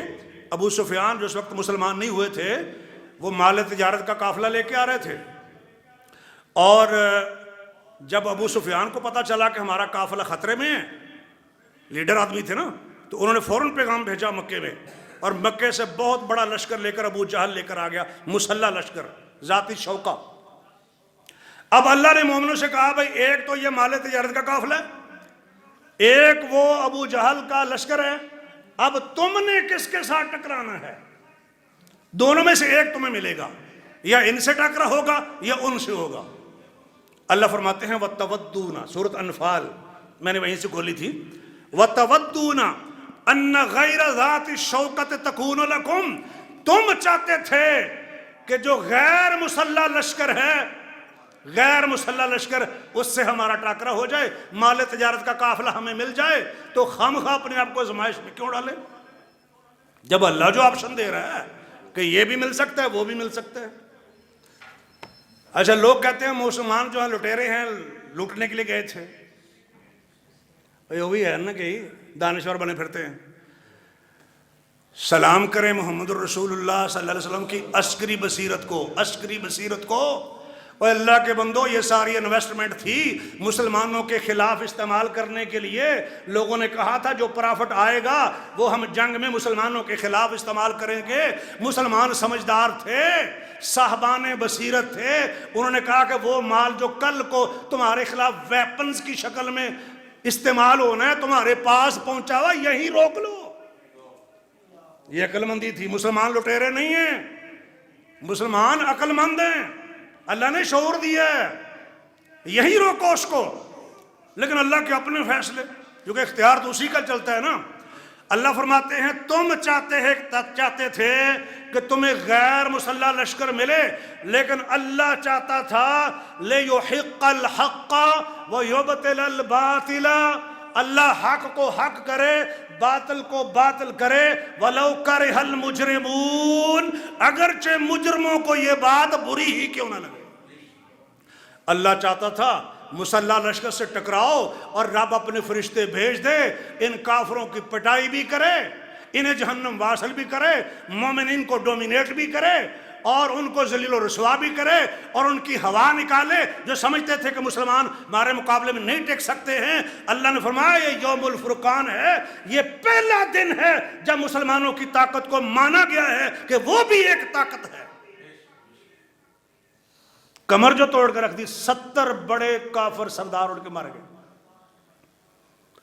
تم قافلہ چاہتے تھے، اللہ وہ کافروں کے سرداروں کو مروانا چاہتا تھا۔ خیر کس میں ہے؟ جو وہ چاہتا ہے۔ تم یہ چاہتے تھے، اور تم میں ذرا اللہ کے پیغمبر بھی ہیں، اللہ کے پیغمبر یہ چاہتے تھے، صحابہ کرام یہ چاہتے تھے، جبکہ اللہ وہ چاہتا تھا، اور خیر اسی میں ہے جو وہ چاہتا ہے۔ ظاہری طور پر جسم کٹ بھی سکتا ہے، نقصان بھی ہو سکتا ہے، آزمائشیں بھی آ سکتی ہیں، ٹینشن بھی مل سکتی ہے، کوئی اذیت بھی آ سکتی ہے دشمن سے مقابلہ کرتے ہوئے، لیکن خیر اسی میں ہے، خیر اسی میں ہے۔ ایک صاحب گاڑی پہ جا رہے ہیں، گاڑی بند ہو گئی، دھواں نکلنا شروع ہو گیا انجن سے، اس نے بونٹ کھولا، پریشان ہے۔ اور آپ سمجھتے ہیں جب آپ فیملی کے ساتھ کسی لانگ ٹور پہ جا رہے ہوں اور راستے میں کوئی اس طرح کا معاملہ ہو جائے، کتنی پریشانی والا معاملہ ہوتا ہے۔ بندہ بہت پریشان ہے، سر پکڑ کے بیٹھا ہوا کہ کیا ہوگا۔ تھوڑی دیر کے بعد، تھوڑی سی آگے جا کے اس نے گاڑی پارک کرنی تھی، تھوڑی دیر کے بعد پہاڑ تھا، وہاں سے ایک بڑا سا پتھر گرتا ہے۔ توجہ فرمائیے گا، بڑا سا پتھر اس مقام پہ گرتا ہے جہاں اس نے گاڑی پارک کرنی تھی۔ اللہ کا شکر ادا کرتا ہے، کس پر؟ گاڑی پنکچر ہو گئی، انجن ہیٹ اپ ہو گیا ہے، گاڑی خراب ہو گئی ہے، کہ اللہ نے آپ کی گاڑی کو پنکچر کر کے، انجن کو ہیٹ اپ کر کے، گاڑی کو خراب کر کے تمہاری گاڑی کو بھی بچایا ہے، تمہاری جان بھی سلامت رکھی ہے۔ تم بس گاڑی کے ہیٹ اپ ہونے پر پریشان ہو گئے ہو، اور مومن کو تو کانٹا بھی چبھتا ہے تو اللہ اس کو اجر دیتے ہیں، حتی الشوکۃ یشاقها، حدیث میں۔ تو اب جو بھی کیفیت ہو وہ جینا تو ہے نا، کہ بندہ جناب وہ ٹینشن میں اپنا بی پی ہائی کر کے بیٹھا ہوا، ادھر سے فالج کا اٹیک ہو گیا یا ہارٹ اٹیک ہو گیا، یا بندہ بھی ہوش ہو کے وہاں گرا ہوا ہے، باقیوں کے سنبھالنے کہ اس کو کوئی سنبھالے۔ جینے کے غور سیکھیں۔ ایک بچی ہے، وہ بلائنڈ کارنر کے اوپر، سڑک کے اوپر ہے، بلائنڈ کارنر آپ سمجھتے ہیں، گاڑیاں آ رہی ہیں ایسے انہوں نے ٹرن لینا ہے، ادھر بلڈنگ ہے، انہیں نہیں معلوم کہ آگے کیا ہے، اور ٹرن پر ایک بچی ہے جو سڑک کے درمیان میں چل رہی ہے، وہ بچی نیچے گرتی ہے اور گاڑی اس کے اوپر سے گزر جاتی ہے۔ جب گاڑی اوپر سے گزر گئی تو بچی پھر چلتی ہوئی اپنے گھر چلی جاتی ہے۔ گرنے پہ پریشان نہ ہو، یہ کیوں گری تھی؟ توجہ ہے بھائی، سڑک ہے نا، چل رہی ہے، اگر یہ بچی کھڑی رہتی تو سیدھی ہٹ ہوتی نا گاڑی کے ساتھ، یہ نیچے گری درمیان میں اور شیڈو سے گاڑی گزر گئی اور یہ بچ گئی۔ آج کل تو ویڈیوز کا زمانہ ہے، ایک صاحب جو گاڑی بیک ہو رہی ہے پیچھے سے تیزی سے بھاگ کے گزرا، جب بھاگنے لگا تو اس کو ٹھڈا لگا اور وہ گر گیا نیچے گرا تو اس کے سر کے قریب سے تیز رفتار کار گزرتی ہے، تیز رفتار کار گزرتی ہے، اس کو اگر ٹھڈا نہ لگتا تو یہ کار کی زد میں آ گیا تھا اور گیا تھا۔ اللہ نے یہاں گرا کر اس کو محفوظ رکھا ہے۔ یہ گرنا جو ہے وہ برا نہیں ہوتا، یہ گرنا جو ہے بعض دفعہ بہتری کے لیے ہوتا ہے۔ ہاں ایک پہلو ہے، کبھی کبھی اللہ ٹھوکر دیتے ہیں کہ سیدھے ہو جاؤ، بندے بن جاؤ۔ وہ جیسے ہمارے گاؤں میں نا تقریر ہو رہی تھی، یہ گندم کا موسم ہوتا ہے نا، اور چند سال پہلے شاید بزرگوں کو یاد ہوگا اتنی بارشیں ہوئی تھی کہ گندم کھڑی کھڑی جو ہے اگ گئی تھی، سٹروں کے اندر گندم اگ گئی تھی۔ 10-15 سال ہوں گے، 20 سال، کتنے سال ہو گئے اندازاً، چلے بزرگوں کو اندازہ ہوگا۔ اچھا، وہ گندم پکی ہوئی ہو اور بارش شروع ہو جائے، کسانوں سے پوچھے کہ دل پر کیا گزرتی ہے۔ ایسا ہی موسم تھا، گاؤں میں سالانہ جلسہ ہوتا ہے، علماء کرام تقریریں کر رہے تھے، یا اللہ یہ تو ٹائم نہیں تھا، یہ تو ٹائم نہیں تھا۔ میری تقریر کا ٹائم آیا تو میں نے کہا یا اللہ یہی تو ٹائم تھا۔ اب ظاہر چونکہ پنڈ کے بندے تھے، اپنے تھے، سارے جانتے تھے، ورنہ کسی اور جگہ پر ہوتا جو لوگ مجھے جانتے نہیں ہوتے تو پہلی دفعہ تو ان کو غصہ آتا ہے، یار مولوی سے چنگے ساڈی جانتے بڑی ہیں، یہ کہتے ہیں یا اللہ بہت ٹھیک کیتا تو، یہ بہت چنگا کیتا ہے، انہوں نے ایویں ہی ہونا چاہیے۔ یہ کہو جی گلاں کرن دے نے مولوی صاحب، کڈو انہوں نے باہر مسیتوں۔ لیکن اللہ کا شکر ہے اپنے تھے، اور اپنوں کے ساتھ یہی فائدہ ہوتا ہے نا جی۔ میں نے کہا جی اصل میں آپ ٹس سے مس نہیں ہوتے تھے، تمہیں پرواہ نہیں ہے کہ سجدہ بھی کرنا ہے، نماز بھی پڑھنی ہے، باقی مسلمان ہیں آپ. تو ویسے تو تمہارے کان پر جوں تک نہیں رینگتی تھی، اب پکی ہوئی فصل کے اوپر جب یہ بارش شروع ہوئی ہے نا، طوفان آیا ہے، تو اب تمہارے کلیجوں کو ہاتھ لگا نا، اب ہلے ہو تم، ویسے نہیں ہلتے تھے. اللہ نے تمہیں ہلایا کہ بندے بن جاؤ. اور پھر میں نے سورۃ انعام کی آیت پڑھی، قرآن. اللہ فرماتے ہیں اللہ نعمتیں دے کر فوراً پکڑتا ہے، لعلہم یتضرعون، تاکہ بندے عاجزی اختیار کریں، گڑ گڑائیں. اور اللہ کے بندو، جس مقصد کے لیے پکی ہوئی گندم کے اوپر اللہ بارش برسا رہے ہیں، اس مقصد کو سمجھو. یہ نہیں کہتے ہیں کہ یہ ٹائم نہیں تھا. میں نے کہا چلیں، اللہ بارش برسا رہا ہے نا، اللہ برسا رہا ہے نا، اللہ کو پتا کہ یہی ٹائم ہے. تم کہتے ہو یہ ٹائم نہیں ہے. واللہ یعلم وانتم لا تعلمون، قرآن کہتا ہے اللہ جانتا ہے، تم نہیں جانتے ہو. تم کہتے ہو یہ ٹائم نہیں ہے، اللہ نے یہی فیصلہ کیا ہے کہ اسی ٹائم پہ بارش برسانی ہے. تو صحیح فیصلہ تو وہی ہے نا. کیوں ہے اس پر دھیان دیں. اور پھر وہ قرآن میں آگے 2-3 جگہ بات آئی ہے، میں نے تو صرف ایک کا ریفرنس آپ کو دیا تاکہ لوگ گڑ گڑائیں، عاجزی کریں، ابھی بھی سمجھ جائیں. میں سیاسی پارٹیوں سے بھی کہتا ہوں، مذہبی پارٹیوں سے بھی کہتا ہوں، اپنے آپ سے بھی کہتا ہوں، ابھی بھی بندے بن جاؤ، سمجھ جاؤ کہ اللہ تمہیں تھوڑا سا ہلاتا ہے تاکہ تم سمجھ جاؤ. اچھا کبھی وہ فراڈ ہو گیا یا کبھی دھاندلی ہو گئی یا کوئی اور کام ہو گیا، اللہ نہ چاہے تو نہیں ہو سکتی نا. کبھی کبھی اللہ تعالیٰ حکومت سے کسی کو محروم کرنا چاہیں تو لوگ دھاندلی کر لیتے ہیں، وہ تو گناہ گار ہوں گے، لیکن اللہ نہ چاہتا تو نہیں ہو سکتی تھی نا. جس کے ساتھ زیادتی ہوئی اس کو یہی سمجھنا چاہیے تھا کہ میرے مقدر میں اس وقت یہ کرسی نہیں تھی، اور اللہ کے بہتر فیصلے ہیں. اگر میری قسمت میں یہ کرسی ہوتی تو ہو سکتا ہے کرسی لے کر میں ذلیل ہوتا. کتنے ایسے لوگ ہیں جو ذلیل نہیں ہوتے، اللہ ان کو کرسی دے کر ذلیل کرتا ہے. ویسے نہیں ہونا تھا انہوں نے، لیکن جب کرسی آتی ہے تو ذلیل ہوتے ہیں. اس لیے یہ کرسی اللہ کے اذن سے ملی ہے، لیکن یہ نہیں معلوم کہ عزت کے لیے ملی ہے یا ذلت کے لیے. ہر موقع پر عزت نہیں ہے. ضروری نہیں ہے کہ اللہ راضی ہے اگر آپ کو حکومت مل گئی ہے، یہ کوئی ضروری نہیں ہے. ملی اسے کے اذن سے ہے، لیکن راضی ہونا کوئی ضروری نہیں ہے. خیر میں مثالیں عرض کر رہا ہوں، زیادہ وقت نہیں، میں نے ٹائم بھی ابتدا میں نہیں دیکھا، مجھے یہ بھی اب اندازہ نہیں ہے کتنا وقت ہو گیا ہے. میں تو ایک لہر میں آ کر جو ہے گفتگو کر رہا ہوں، ایک اور جہان میں پہنچ کر آپ حضرات کے سامنے مخاطب ہوں، اور میں نے کوئی رٹا بھی نہیں لگایا ہوا.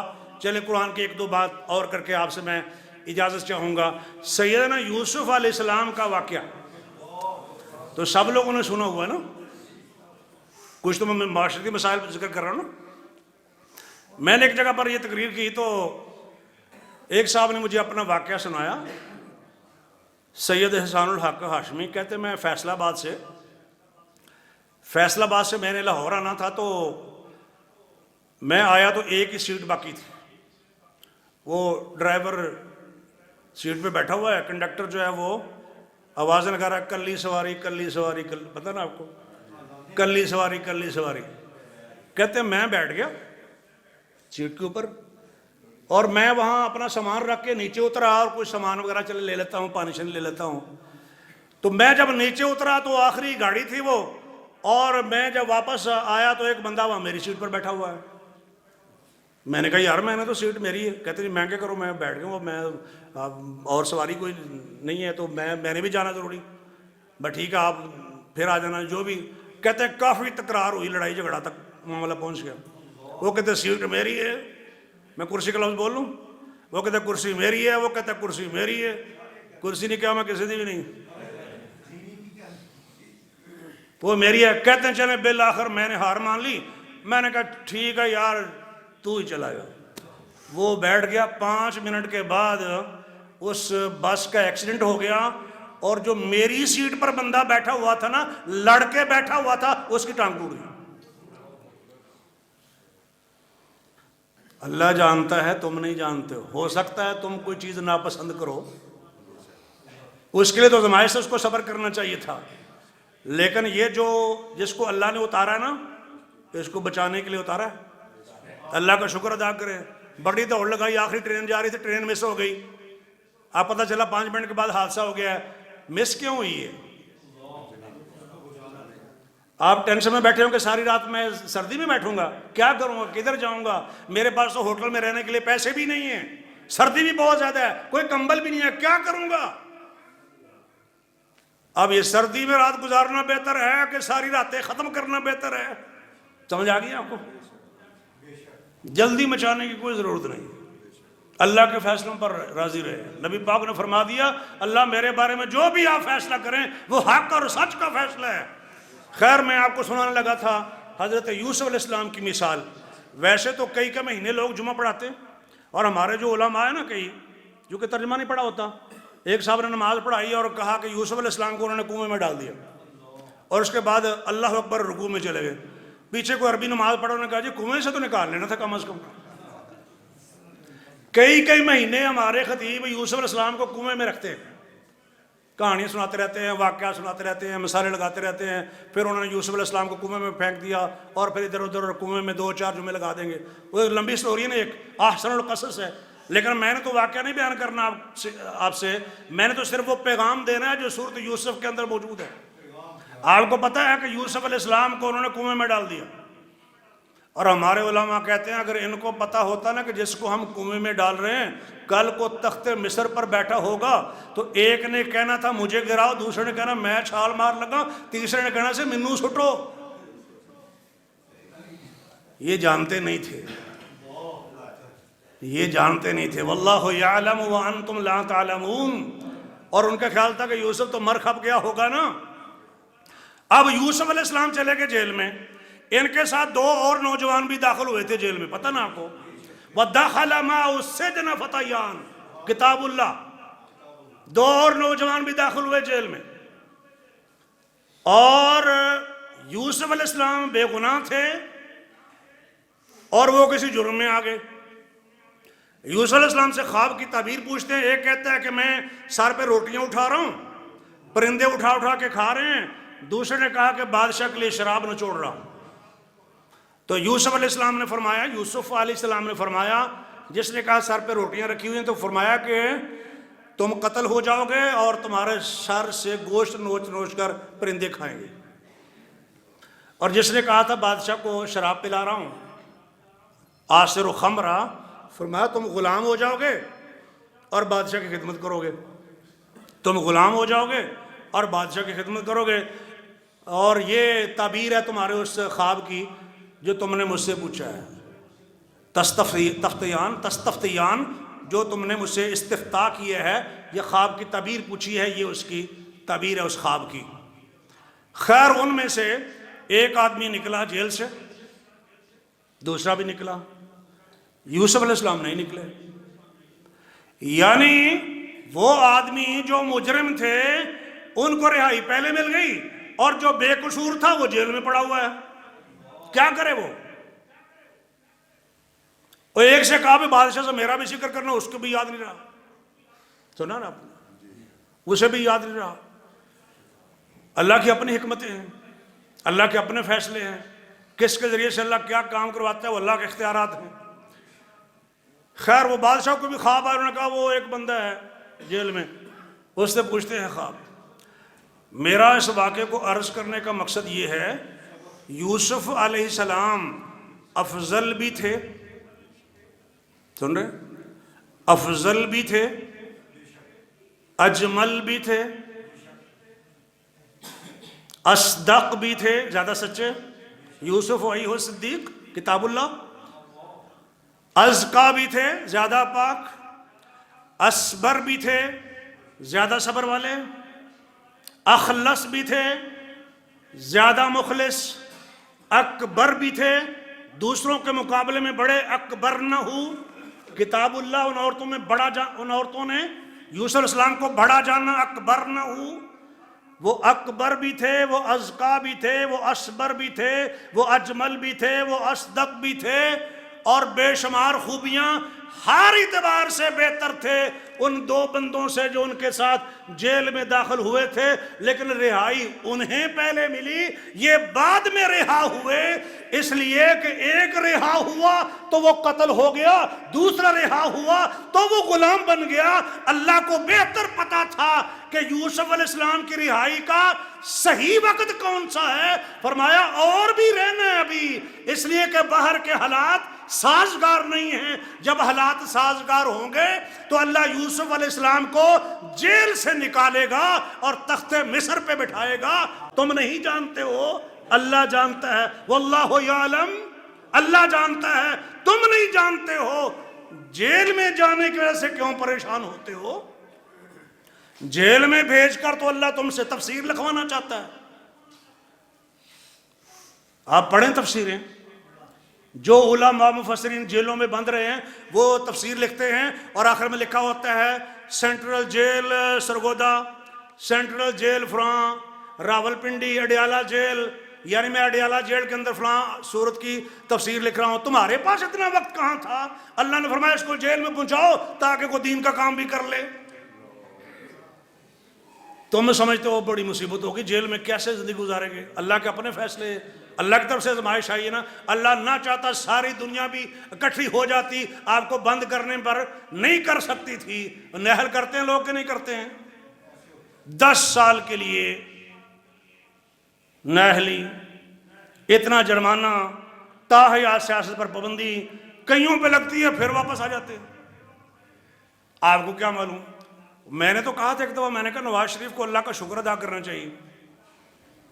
میں ویسے حضرت فن لائٹر موڈ میں ہی کہا تھا، کیونکہ میرا کسی سیاسی پارٹی سے تعلق نہیں ہے، تو میں نے کہا اللہ کا شکر ادا کرنا چاہیے تھا کہ ویسے تو جناب ادھر ہی تم ٹکرے مارتے پھرتے ہو، اللہ نے 10 سال حرمین شریفین میں رکھ کر، پاک مبارک جگہ پر رکھ کر تم سے درود پڑھوایا، تم سے نمازیں پڑھائیں، اللہ اللہ تم نے کیا، کچھ عقیدہ بھی وہاں کے لوگوں سے، علماء سے اگر تم نے سیکھ لیا ہے تو جلاوطنی کو اس طریقے سے اپنے آپ کے بارے میں سمجھو کہ اللہ کا فضل ہو گیا، اللہ کا کرم ہو گیا۔ رونا نہیں ہے، پیٹنا نہیں ہے، جو بھی اللہ کی طرف سے آزمائش آ گئی، جو کچھ بھی ہو گیا، آپ نے جینا ہے۔ وَلَا يُحِيطُونَ بِشَيْءٍ مِّنْ عِلْمِهِ إِلَّا بِمَا شَاءَ، جو کچھ اس نے فیصلے کر دیے اسی پر راضی رہیں، اسی میں خیر ہے۔ اللہ تعالیٰ سمجھنے کی توفیق عطا فرمائیں۔ وآخر دعوانا ان الحمد للہ رب العالمین۔